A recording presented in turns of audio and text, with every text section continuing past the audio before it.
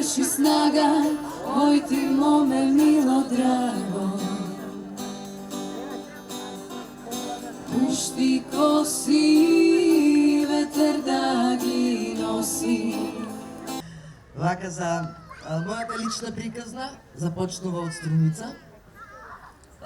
Започнува и наистина сум благодарна на моето семејство, на моите родители. Произлегувам од едно многодетно семејство со 4 ќерки и родителите. Семејство кое што ги всади праведноста, сите оние вредности кои што денес ги имам, се благодарение на моите родители.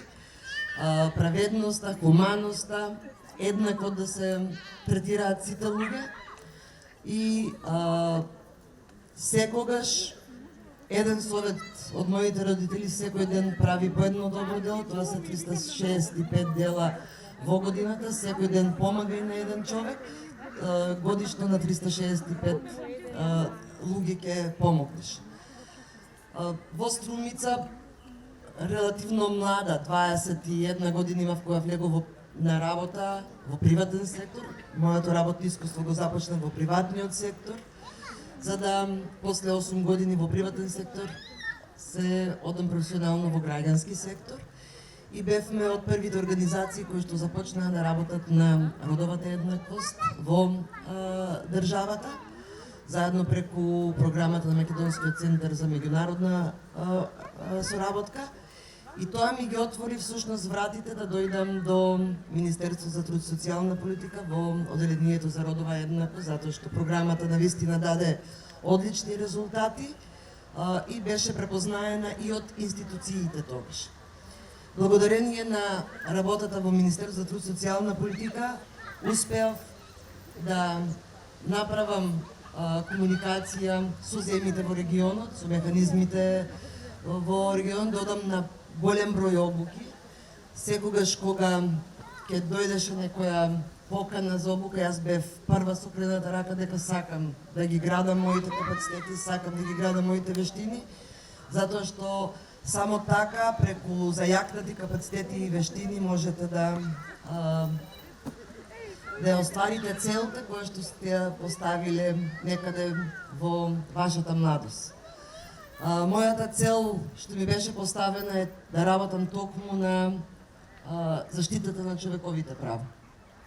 Преку граѓанскиот сектор ми се овозможи тоа, но многу повеќе преку Министерство за труд и социјална политика, да работам на работничките права, да работам на еднаквоста, на недискриминацијата, да работам на подобрувањето на положбата на жените, да работам на детската заштита и да работам со ранливата категорија на граѓани во општеството преку социјалната заштита. Работам 21 година во Министерство за труд и социјална политика и буквално скала по скала доаѓам на позиција погоре. Започнав како советник, отидов раководител на одделение, па државен секретар, директорка на Државниот инспекторат за труд и сега министерка, што ми дава можност да сето она што го чувствувам, на кое што сум посветена, не ми е наметнато од надвор, тоа се моите вредности со кои што јас секојдневно живеам, да можам да ги реализирам преку разни политики, преку разни мерки. Верувам и знам дека не е едноставно да се спојат професијата, улогата на сопруга, на мајка и на граѓанин. Тоа е комплексно прашање за кое пред се е потребно вложување многу труд, внимание и жал. Еве, можеби ова е совршена пригода и јас да се заблагодарам на мојата сопруга и да го искажам мојот восхит кон неа, која еве веќе 2 години откако стапив на функција градоначалник, неуморно извршува и мојата улога многу повеќе од претходна, општо со сите приватни обврски.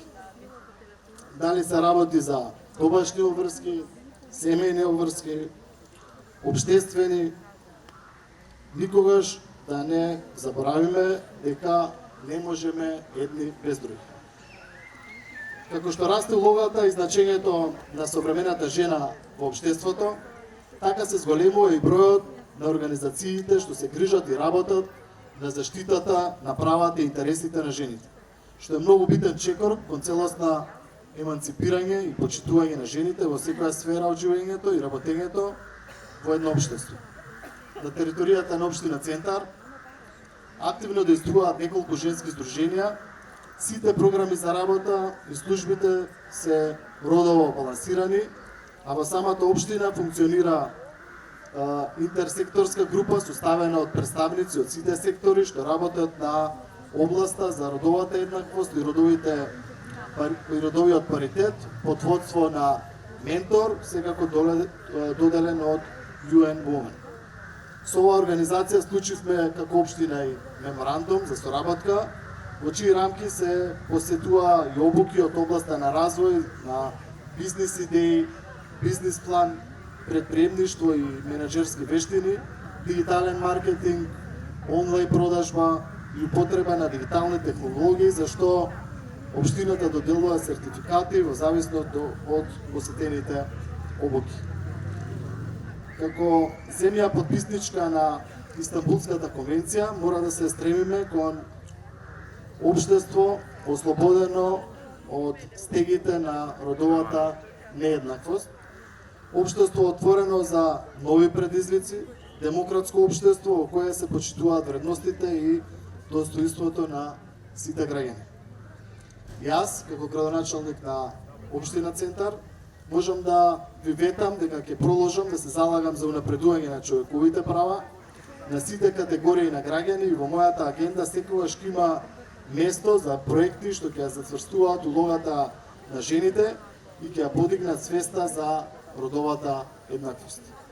И на крај би сакал да ви порачам да биде жена е гордост, но да биде жена борец в услови кога си меѓу две страни, кога свесно одлучуваш да влезеш во нешто непознато, а сепак и покрај се да останеш храбра и своја на своето,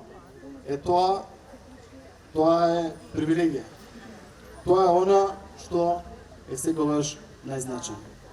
Благодарам на сите за вниманието.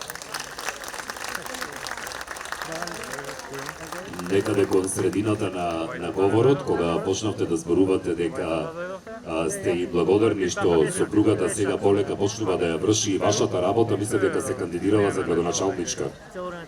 И реков, ете, тоа е приказната што ќе ја слушнеме сега во продолжение. А може би па и наречници имаме. Може би па вистина ќе видите. Каде е сопругата?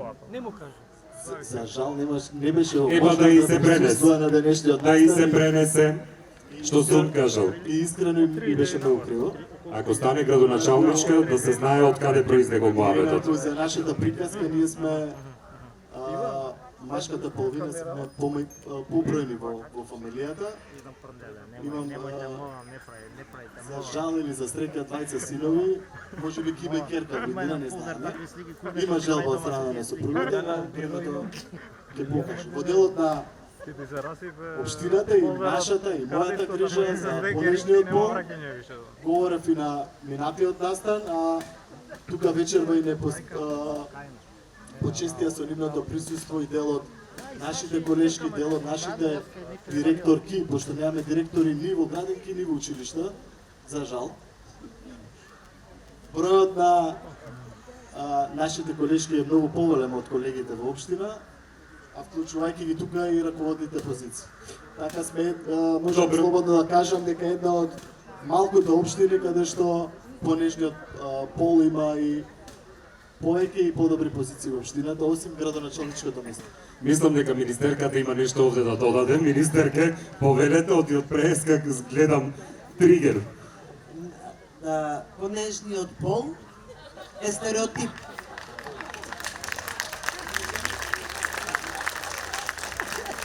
Јас си ја прибрав лепезата вташна, инаку ќе се реводе со лепеза па да видиме кој е понежен пол. Имаме нежни жени, имаме нежни мажи и обратно, и затоа не треба да генерализираме. Се извинувам жените. Така да. И знам дека повеќе нема да спомнуваш понежен пол, ќе спомнуваме жени. Мислам дека веќе никогаш.